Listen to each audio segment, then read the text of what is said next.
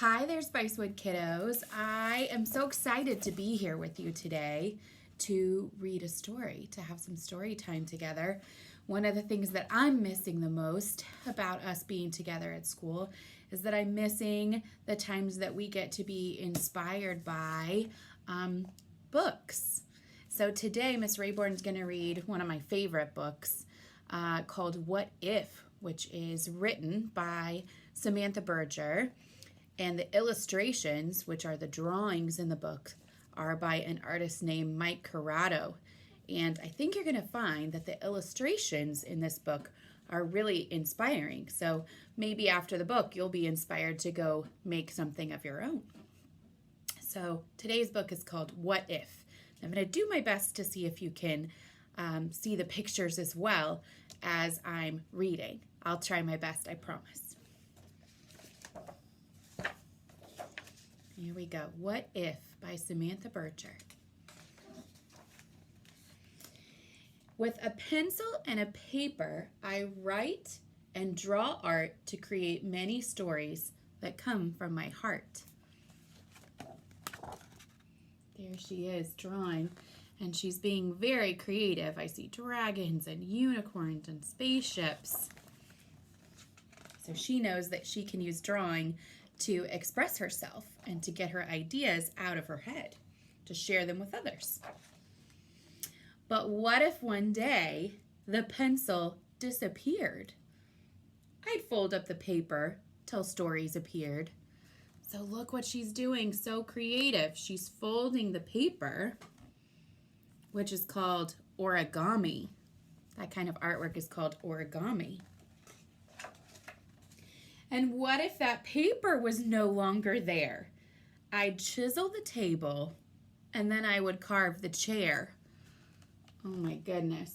So she is making artwork out of the furniture in her house. Please don't do that. Mom and Dad would not be happy about that. But look how creative what she's made is. And what if there wasn't a chair here at all? I'd chip and I'd peel and I'd paint on the wall. Look at what she's doing. She's tearing the paper. The wallpaper. Woo! Another thing moms and dads might not appreciate, but look at what she's creating with her tearing. I love to tear paper. And what if there wasn't a wall anymore?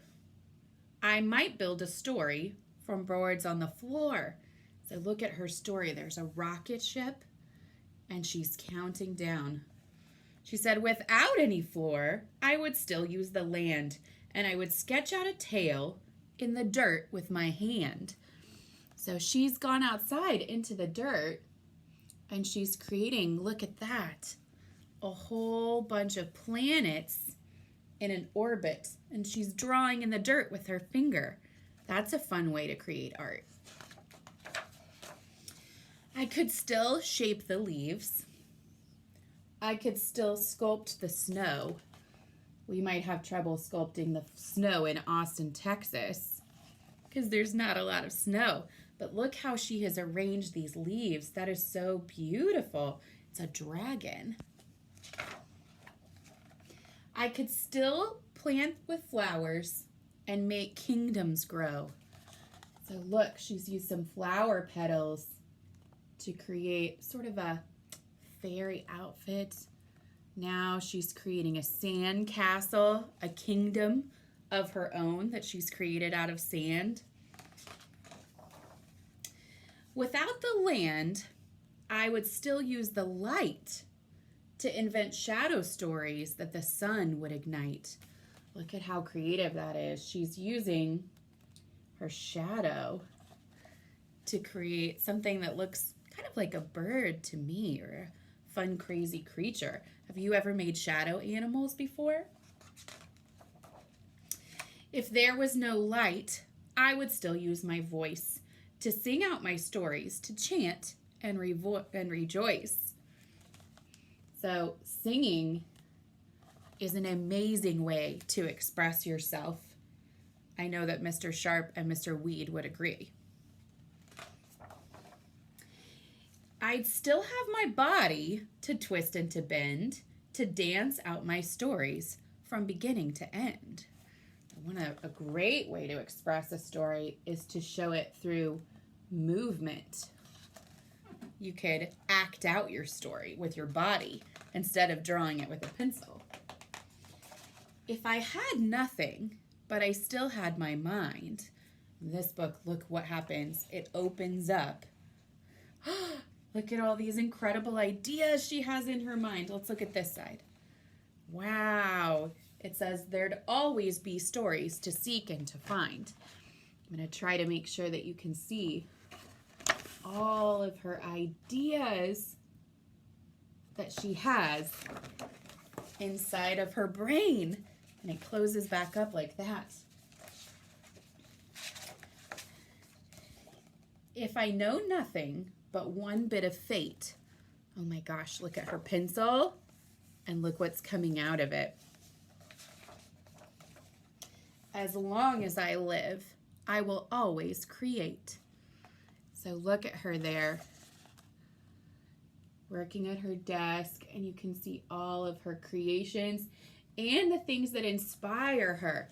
Look at her room. There's the castle and the solar system and the unicorn that we saw in some of her other creations. I see flowers. I bet these are the things in her that inspire her, and they're in her room. As long as I live, and look, there she is. She's drawing.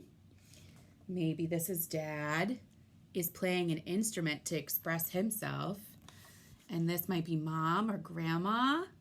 And look at what she's doing to express herself and be creative. She's baking a cake. Baking and decorating a cake can be really fun and creative. I will always create.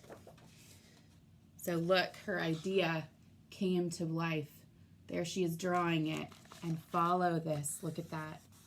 All the way up there is her unicorn that she created. So Miss Rayborn, of course, loves this because it talks about how even if we have challenges and we don't have the materials that we really want available to us, I know at home right now you might not have beautiful paints, you might not have clay, you might not even have the materials that you really want to take that idea that's in your head and make it. However, I think she was so creative with her different kinds of materials, and she understood that all she had to do to express that idea was to look around and see what sort of things she had around her. So I hope that you will be inspired by this book and that maybe you'll decide to express yourself through a story that you've created, and you'll use some interesting materials. Please not the furniture. We don't want that. Mom and Dad will be calling me. Please don't use the furniture. But I'm excited to hear about the creative things that you make and how you use interesting materials from around your house during this time. So that was our book, and I've really enjoyed spending a little bit of time with you because I'm missing you so much. Miss Deb and I are missing you. All the teachers at Spicewood are missing you, and I can't wait to see you again. And for now, see you later.